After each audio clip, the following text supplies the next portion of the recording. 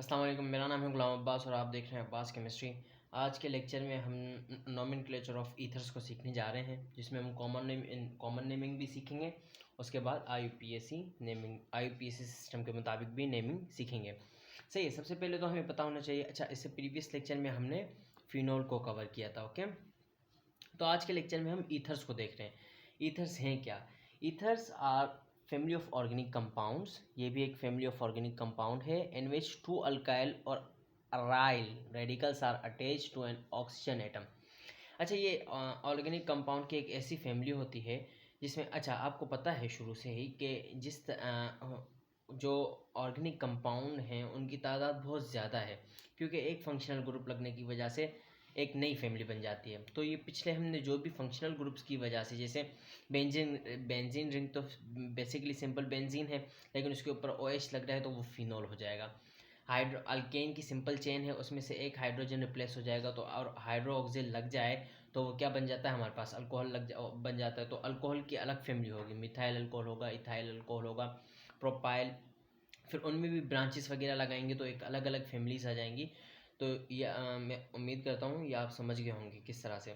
तो इसी तरह से ईथर एक ऐसा फंक्शनल ग्रुप है जो कि दो चेन्स जो कि बीच में आता है, मतलब जो दो चेन्स को आपस में कनेक्ट करता है। किस तरह से आगे देखते हैं।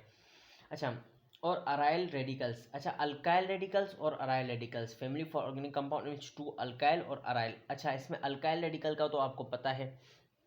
अल्काइल रेडिकल क्या होता है कि जी, जब भी अल्केन से एक हाइड्रोजन रिमूव कर दें तो वो अल्काइल बन जाता है, अल्काइल रेडिकल बन जाता है। लेकिन अराइल रेडिकल क्या होता है? अराइल रेडिकल का मतलब ये होता है कि जब भी एरोमेटिक रिंग, मतलब जैसे बेंजीन के साथ अगर कभी भी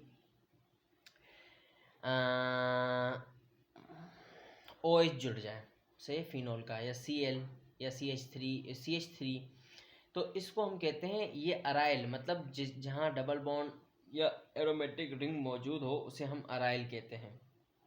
सही है। ऐसे रेडिकल को हम क्या कहते हैं? Aryl radical. In common name, अच्छा मैंने इसको अगली वीडियोस में इंशाल्लाह इसके लिए एक अलग से वीडियो बनानी है। विनाइल अराइल किस चीज़ को कहते हैं, अक्राइल किस चीज़ को कहते हैं, अलाइल किस चीज़ को कहते हैं, तो आप बेफिक्र रहें। सही है। तो इन कॉमन सिस्टम, अच्छा अब ये तो आप समझ गए होंगे कि अराइल रेडिकल लगा हुआ हो या अल्काइल रेडिकल लगा हुआ हो और बीच में ऑक्सीजन एटम होगा। आगे हम देखेंगे किस तरह से। अच्छा, ये देखें आप, ये इसका जनरल फॉर्मूला है ROR। इधर R से मुराद क्या है? कोई भी अल्काइल चेन, मतलब CH3 C2H5। सही है। तो इस तरह से C3H8 या H7, मतलब इस तरह से कोई भी चेन होगी 3-4 कार्बन की, और इस तरफ भी कोई ना कोई चेन होगी, कोई ब्रांच चेन हो, हाईली ब्रांच चेन हो, सिंपल चेन हो, कुछ भी होगी, मतलब चेन होगी। और बीच में क्या होगा? ऑक्सीजन। अच्छा, ये मैंने ऐसे ही बनाती हैं, बस ये सिंपली ऐसे है, इस तरह से ROR। सही है। इसका जनरल फॉर्मूला है ईथर्स का, ये आप याद रखेंगे। अच्छा, कॉमन सिस्टम में इनको नेम किस तरह से दिया जाता है? In common system of naming of ethers, the two alkyl groups are written in alphabetical order and term ether is added at the end of the name. Simply हम क्या करते हैं, अल्फ़ाबेटिकल ऑर्डर में दो जो अल्काइल रेडिकल्स होते हैं, मतलब जैसे ये मैंने आपको बताया था ना, ROR, एक कार्बन की चेन भी हो सकती है, 2 कार्बन की चेन भी हो सकती है। सही है। एक कार्बन हो तब भी हम उसे चेन ही मानेंगे, 2 कार्बन हो उसे हम फिर भी चेन ही मानेंगे।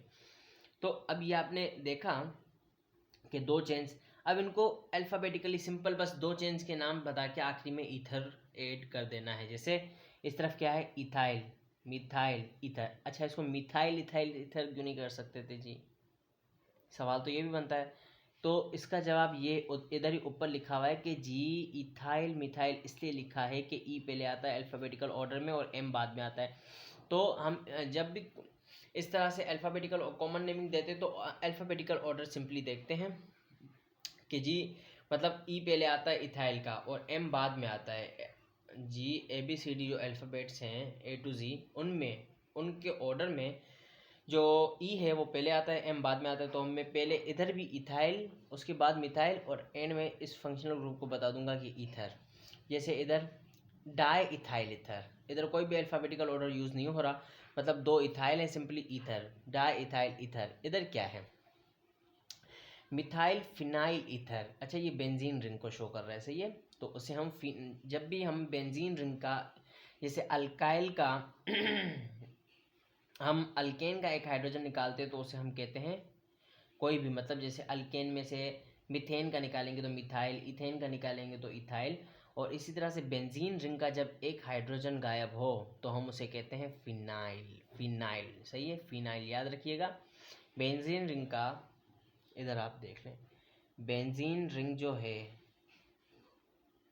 इसमें से C6H5, अगर हम इसमें से C6, अच्छा C6H6, ये C6H5 कर देते हैं, मतलब एक हाइड्रोजन कहीं से भी रिमूव कर दिया तो हम इसे फिनाइल कहेंगे अब। और आप पूछेंगे कि जी फिर बेंजाइल क्यों नहीं कहा।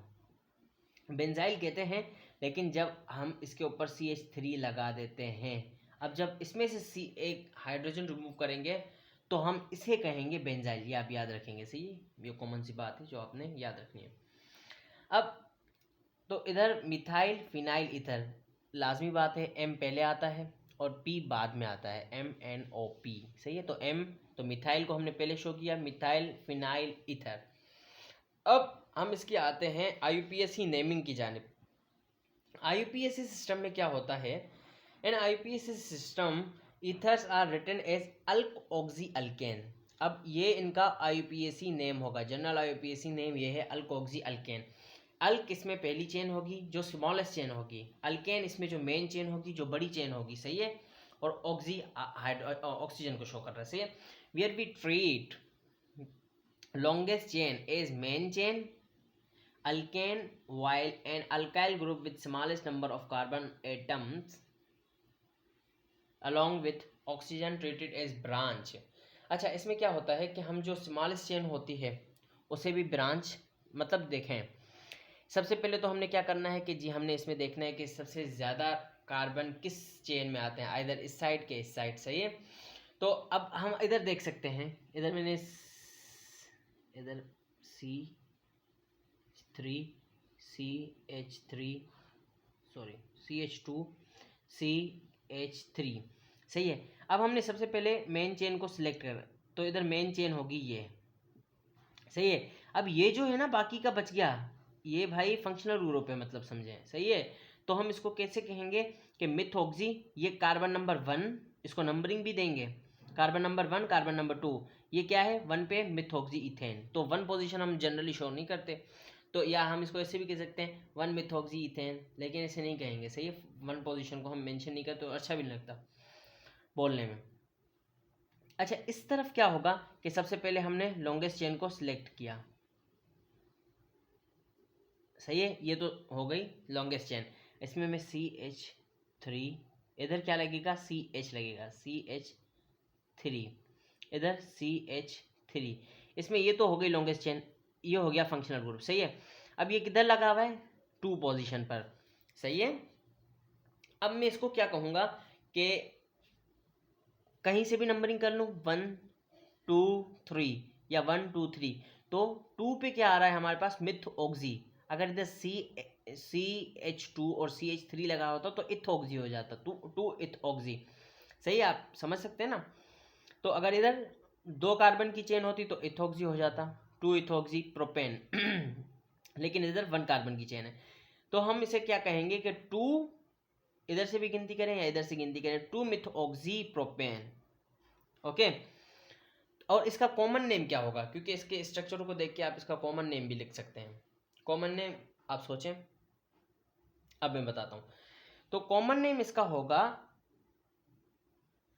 ये क्या आपको नज़र आ रहा है आइसोप्रोपाइल, और ये क्या नज़र आ रहा है मिथाइल, बीच में ईथर, सही है। तो मैं इसको क्या कह सकता हूँ, मिथाइल आइसोप्रोपाइल ईथर, हाँ बिल्कुल सही, इसी तरह से मैं इसे लिख सकता हूँ।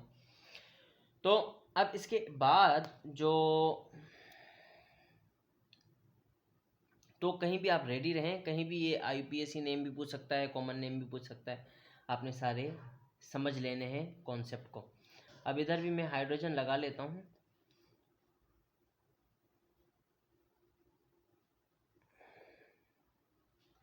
अच्छा, इसमें क्या हुआ कि सबसे पहले हम नंबरिंग करेंगे, जैसे इस तरफ से करेंगे 1 2 3 4, सही है। तो ये इसको मेन को देखना है कि किस नंबर पे आ रहा है। इधर से आ रहा है 3 नंबर पे, इधर से अगर हम काउंटिंग करते हैं तो 1 2 3 4, तो इधर से 2 पे आ रहा है। लेकिन अगर हम सीधा करें तो 3 कार्बन आएंगे काउंटिंग में, मतलब इस तरह से काउंटिंग करते हैं L शेप में, तो ज़्यादा से ज़्यादा कार्बन हमारे पास आएंगे।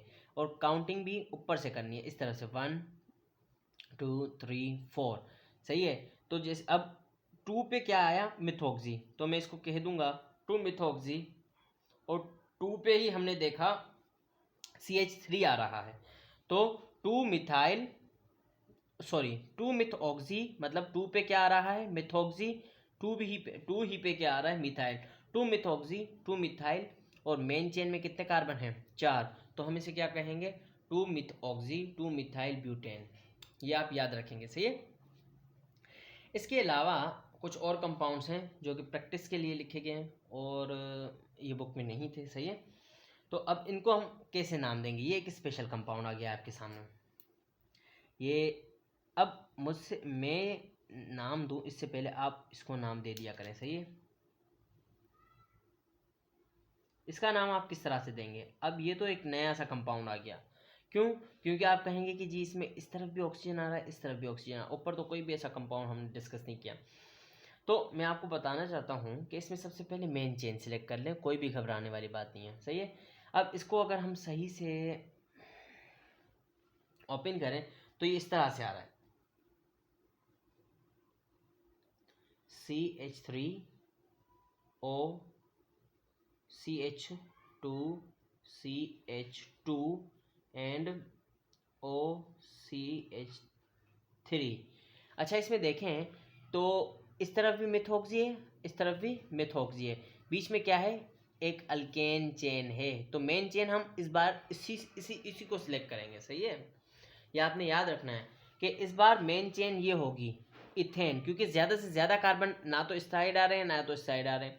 अगर इस तरफ आते तो हम कर लेते, सही है, मेन चेन उसे सिलेक्ट करते, लेकिन इस तरफ ज़्यादा से ज़्यादा कार्बन बीच में आ रहे हैं।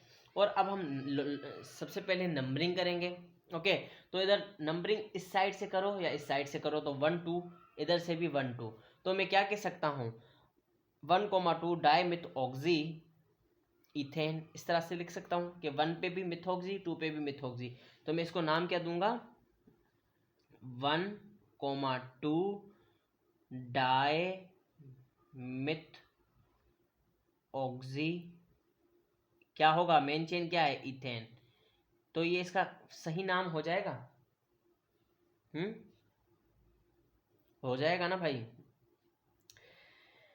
तो इसके बाद जो एक 3 और मेन कंपाउंड्स लिखे हुए हैं, जो कि एक ये है।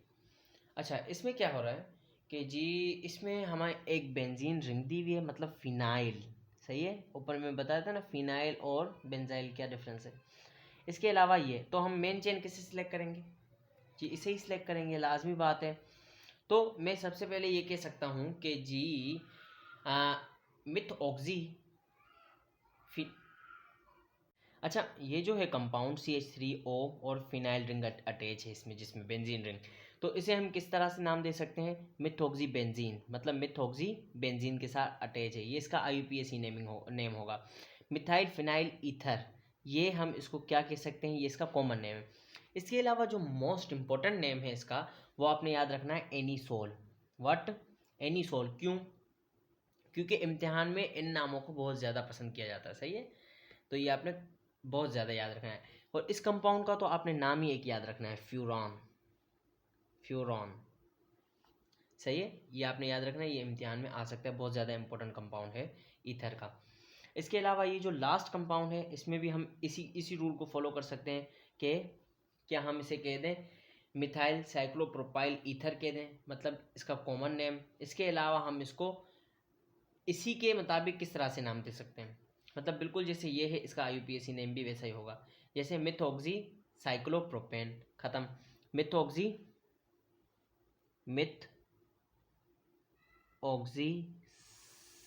साइक्लोप्रोपेन, तो ये इसका IUPAC नेम हो जाएगा। It is done. तो आज हमने IUPAC नोमेनक्लेचर ऑफ ईथर्स को पढ़ लिया। अब मज़ीद हम दूसरे फंक्शनल ग्रुप्स को स्टडी करेंगे, कीटोन्स, अल्डिहाइड, कार्बोक्सिलिक एसिड्स। तो इंशाल्लाह अगले लेक्चर्स में मिलते हैं।